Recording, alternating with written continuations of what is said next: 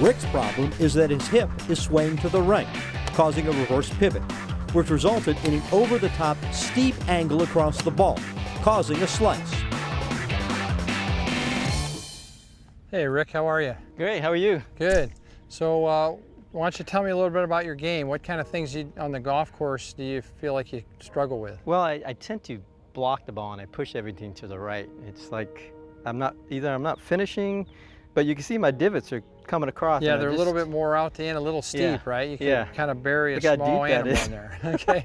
It's horrible. All right, so in order to get that club coming in from the right angle, you got to turn your body properly. Right now, your right hip is moving to the right and your shoulders are going down. It's called a reverse pivot. Okay, so you have a little bit of a reverse pivot, kind of makes your arms go high, and then from there, it's very difficult to come down properly, so you end up coming down kind of steep. That's where these deep divots are coming from. You don't want to break your ankle there.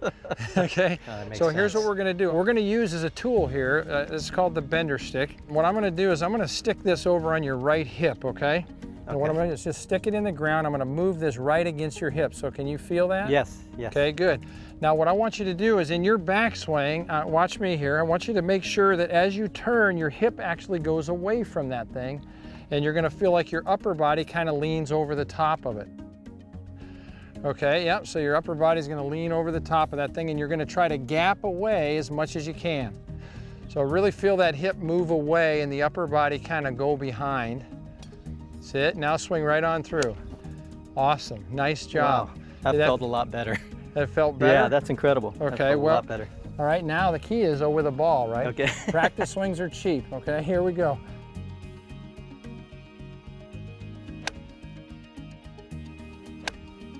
Okay, so that's normal though, right? The reason you hit that thin, that's the opposite of that deep divot, isn't it? Yes, yes. Okay, so what you've done now by getting your body in a better position is you're coming into the ball on a shallower angle. Okay. You're not used to that, so we got to do more of these, okay? You got it. The key is repetition.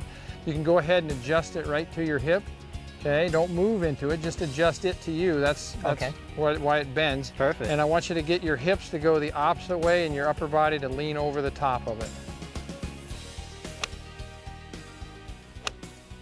Awesome. Oh, that's a lot better. You see the ball have a little draw to it? Yeah, it sure did. It actually went where I was pointing.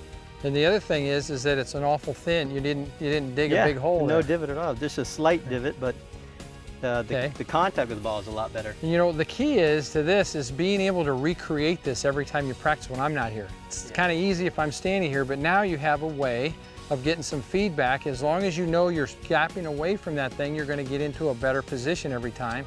And it's just going to be a matter of time before it becomes feel for you on the golf course. It's great. It's like my own little personal instructor. That's I can carry along in my bag. There you go. That's awesome. Okay. It's great. Thanks a lot. Thank you. I appreciate it. Good job. Appreciate it.